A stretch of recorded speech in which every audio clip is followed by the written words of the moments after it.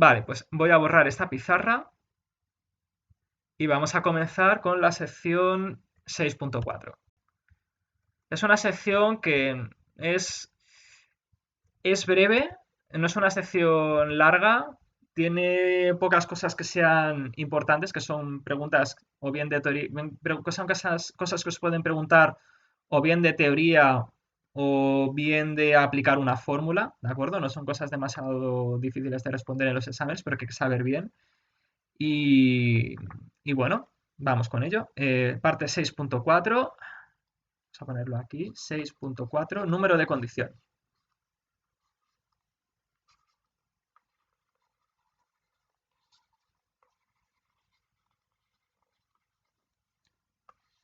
No lo he escrito muy bien. Espera, se me está bloqueando el ordenador un poco. Un momento. Vale, perfecto. Ahora, número de condición.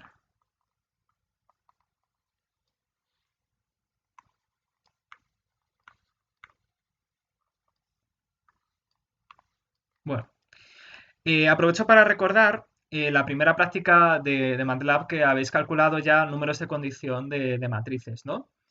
Y habéis aprendido también que el número de condición está asociado a cómo de precisas son las operaciones matemáticas, las operaciones numéricas que podemos hacer en MATLAB o podemos hacer en general dentro de un ordenador con esas matrices, ¿no?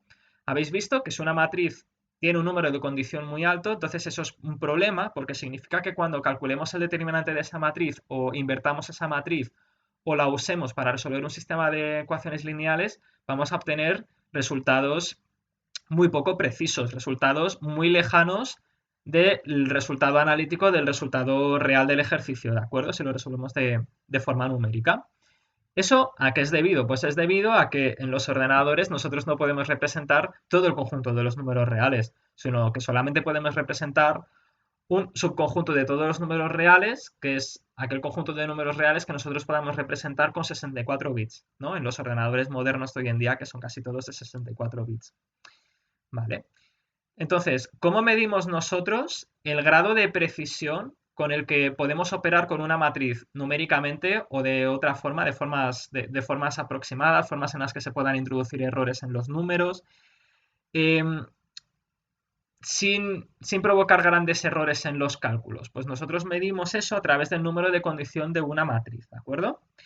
Hay varias definiciones para el número de condición y, bueno, pero nosotros vamos a centrarnos en definir el número de condición de la siguiente forma. Vamos a suponer que tenemos un sistema de ecuaciones lineales como el siguiente.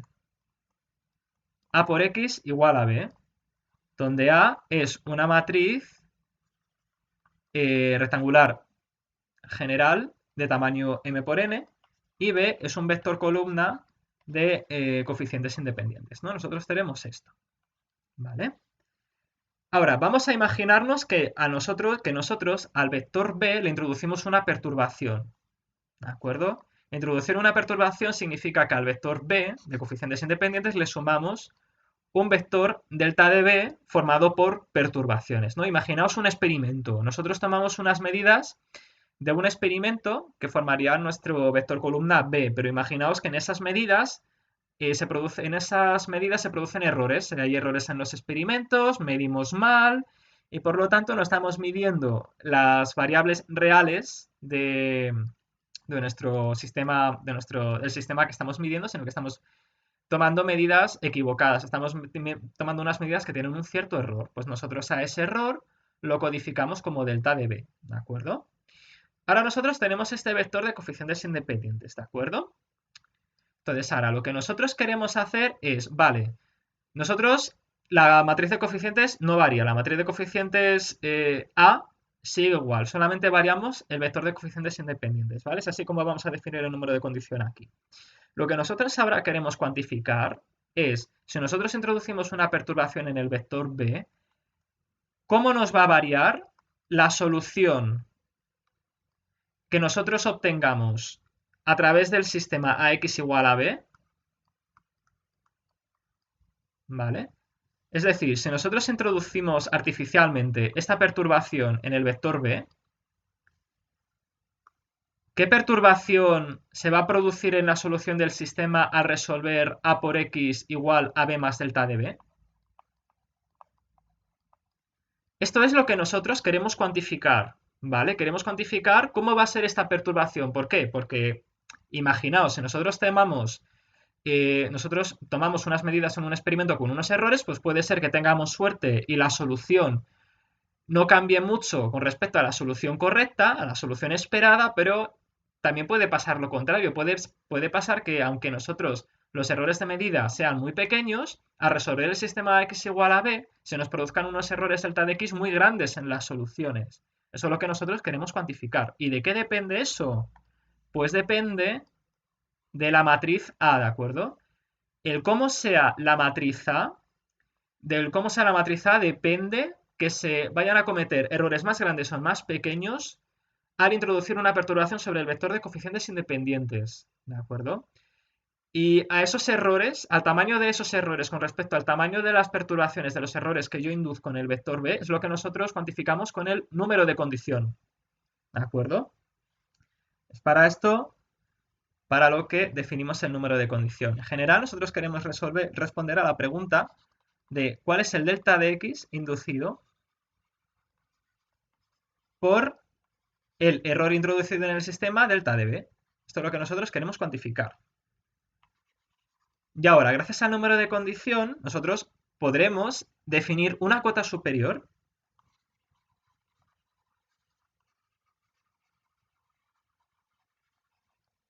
Una cota superior del error, ¿de acuerdo? Nosotros podremos acotar superiormente el error máximo esperado al introducir este error en el sistema. Y veremos que ese error depende del número de condición. ¿De acuerdo? Antes de definir el número de condición, es necesario que nosotros definamos una pequeña propiedad, ¿de acuerdo? Que cumplen todas las matrices cuadradas. Supongamos que nosotros tenemos una matriz cuadrada real, ¿de acuerdo?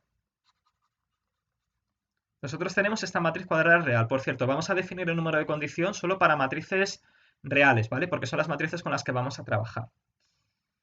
Bueno, pues dado una matriz rectangular cualquiera, da igual el rango que tenga, ¿vale? En el caso de que el rango de la matriz A rectangular sea igual a n a su número de columnas, entonces la siguiente matriz, el producto de A transpuesta por A, es una matriz simétrica definida positiva. Recordad lo que significa que una matriz sea definida positiva. Significa que todos sus autovalores van a ser positivos, ¿de acuerdo? Pero ahora supongamos que el rango de A es menor que n, es decir, que tiene rango deficiente. Pues resulta que en ese caso la matriz A transpuesta por A es una matriz cuadrada simétrica semidefinida negativa. Es decir, va a tener autovalores menores que 0 e iguales que 0. Va a tener un conjunto de autovalores que sea iguales a 0 y el resto, todos los autovalores que no sean iguales a 0, van a ser negativos. Eso es lo que significa que una matriz simétrica sea semidefinida negativa, ¿no? Recordad la clasificación de matrices que vimos en el último tema, ¿vale? Vamos a necesitar esta propiedad para definir el número de condiciones, la razón por la que se os enseña, ¿de acuerdo? Pues bien, entonces ya tenemos todos los ingredientes necesarios para... luego pregunto dudas, ¿vale? Ya vamos a tener todos los ingredientes necesarios para definir el número de condición. No voy a demostrar aquí de dónde sale el número de condición, cómo se llega a la forma del número de condición. Simplemente voy a poneros la definición y ya está, ¿vale? Nosotros partimos de un sistema de ecuaciones a por x igual a b, ¿no? Imaginaos que la solución de este sistema es el vector x sub 0, ¿vale? Si ahora nosotros perturbamos el vector b, le sumamos un delta de b determinado, entonces sabemos que la solución del sistema también se va a perturbar, va a ser perturbada un determinado delta de x sub 0 que en principio no conocemos ni vamos a conocer, pero que vamos a acotar. Vale, pues ahora si cogemos estas dos expresiones, las mezclamos entre sí y hacemos unas cuantas operaciones, los detalles los podéis ver en las transparencias, lo que demostramos es la siguiente expresión. Primero la voy a escribir y luego la voy a explicar, ¿vale? Norma de la perturbación de la solución x sub 0 dividido por la norma de la solución del sistema original sin perturbar x sub 0 es menor o igual que la raíz cuadrada de el autovalor máximo de A transpuesta por A dividido por el autovalor mínimo de la matriz A transpuesta por A multiplicado por, esto ya está fuera de la raíz, multiplicado por la norma de la perturbación del vector de coeficientes independientes dividido por la norma del vector de coeficientes independientes, ¿vale? Esta es la expresión que nos queda después de manipular todo esto, este sistema. Y ahora es cuando explico qué es lo que significa esta expresión, ¿vale? Vamos a pensar primero en qué es esto. Esto es la norma de la perturbación de la solución partido de la norma de la solución. Esto es el error relativo inducido en la solución x sub 0 al perturbar b. Es el error relativo. Error relativo significa error respecto a la norma del vector solución del sistema sin perturbar, ¿vale? Eso por un lado. Por otro lado tenemos esta fracción. Esta fracción es la perturbación relativa inducida en el vector de coeficientes independientes b. Esto no está bien escrito, inducida, ¿de acuerdo? Norma de delta de b partido de b. Y por último, ¿qué es esto? Pues esto es el famoso número de condición.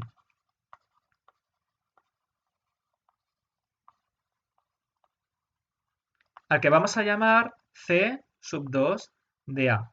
Es un número que depende de la matriz A. A cada matriz A le viene asociado un número de condición determinado, ¿vale? Ahora voy a llamar el contenido de esta raíz, lo voy a llamar C sub 2 de A. Voy a escribir esta desigualdad en un formato un poco más comprimido y explico qué es lo que significa.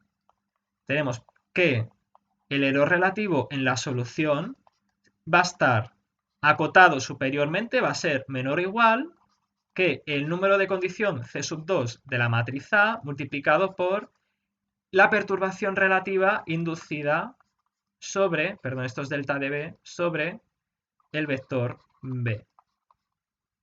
Tenemos esta expresión, ¿de acuerdo? Fijaos, cuanto más grande es el número de condición de nuestra matriz, entonces más grande va a ser esta cota, ¿verdad? Esta cota superior, la cota superior de los errores relativos que se inducen en nuestras soluciones va a crecer si crece el número de condición de la matriz A, C sub 2, ¿de acuerdo? Esto lo que quiere decir es simplemente, vale, tenemos un número, que es el número de condición, que nos cuantifica cómo de grandes pueden ser los errores que se cometen en los sistemas de ecuaciones lineales resueltos con la matriz A si nosotros perturbamos, o bien a propósito o bien de forma accidental, los vectores de coeficientes B de nuestros sistemas de ecuaciones lineales, ¿vale? Cuanto más grande es el número de condición, pues mayores pueden ser los errores que se inducen en las soluciones de los sistemas de ecuaciones lineales resueltos con la matriz de coeficientes A. Si es pequeño, eso es buena noticia, eso significa que la matriz A es estable y si nosotros perturbamos el vector B, entonces no vamos a esperar, no tenemos por qué esperar grandes perturbaciones, grandes errores en las soluciones obtenidas con el sistema AX igual a B. ¿De acuerdo? Y este es el número de condición, ¿vale? ¿Cómo se obtiene y qué es lo que significa? ¿Tenéis alguna pregunta que hacer, alguna cuestión? Queda ya poco, ¿eh? Simplemente queda como decir cómo es el número de condición para algunas matrices determinadas y ver algunas definiciones simplificadas, ¿no? Para ciertos casos, ciertas condiciones que puede cumplir la matriz A. Voy antes a guardar esta pizarra y voy a crear una nueva.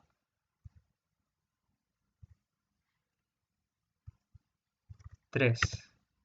Aquí está, vale. Voy a borrar aquí. Vale, voy a volver a escribir simplemente aquí la expresión. Como era norma de delta de x sub 0, partido de norma de x sub 0 menor o igual que c sub 2 de a de la norma de delta de b partido de la norma de b. ¿Vale? Ahora, ¿qué valores puede adoptar el número de condición de una matriz A rectangular determinado? Pues fijaos. Vamos a ver varios casos, ¿no? Supongamos que la matriz A real es matriz que tiene las columnas, es una matriz que tiene sus columnas que forman una base ortogonal, ¿no? Tiene unas columnas que forman base ortonormal, ¿vale? Ortonormal o... Aquí tengo dudas, ¿vale? No recuerdo si era ortonormal o ortogonal. Bueno, forman una base... No tiene por qué ser ortonormal, ¿vale? Aquí tenía yo una duda. Es una base ortogonal y tienen idéntica norma, ¿vale? No tienen por qué tener una norma igual a 1, pueden tener cualquier norma, pero todas las columnas tienen que tener la misma norma y tienen igual norma. En este caso, el número de condición va a ser igual a 1, ¿de acuerdo? Si la matriz A cumple esta condición, va a ser igual a 1. Además, se da la circunstancia de que 1 es el valor mínimo más bajo que puede tener el número de condición.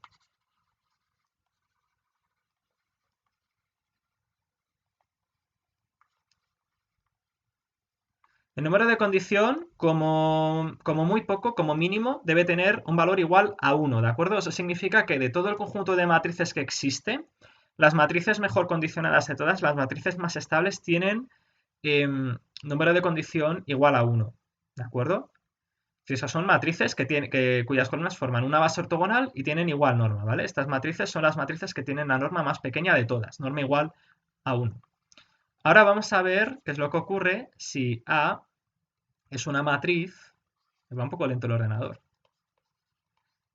Vamos a suponer ahora que A es una matriz que es lo opuesto de la matriz anterior, es decir, es una matriz cuyo rango es menor a su número de columnas n, lo opuesto al caso anterior, ¿de acuerdo?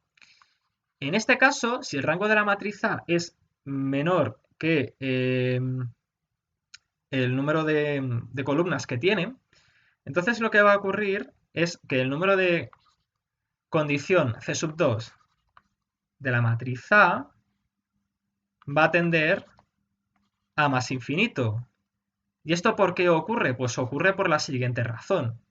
Recordemos que el número de condición de una matriz se define como la raíz cuadrada de lambda máximo del autovalor más grande de A transpuesta por A partido por el autovalor mínimo más pequeño de A transpuesta por A.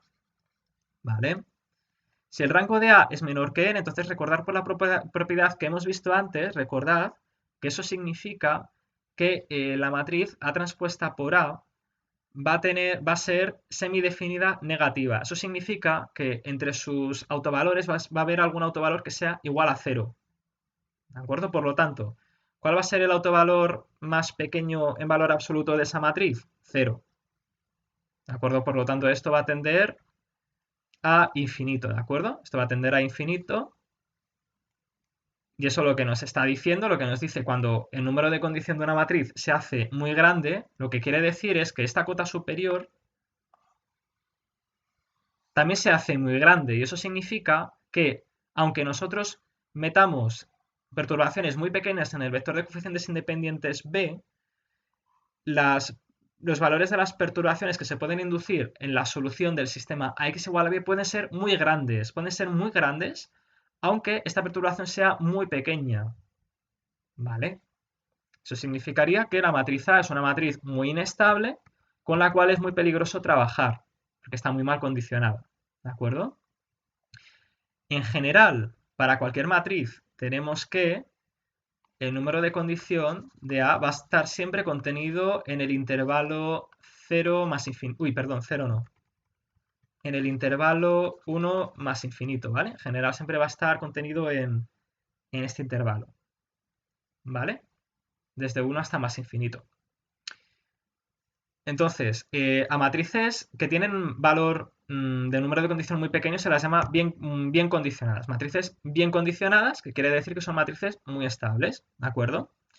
Mientras que matrices que tienen números de condición muy altos, que tienden a más infinito, se dice que son matrices mal condicionadas, es decir, son matrices inestables, ¿de acuerdo? Con las cuales es muy peligroso trabajar. Y ya habéis visto en la primera práctica de MATLAB ejemplos en los cuales matrices que analíticamente tienen un determinante, yo que sé, igual a 1, por ejemplo, pues si las calculáis el determinante numéricamente, os salen unos determinantes que o bien son muy pequeños o bien son muy grandes, ¿no?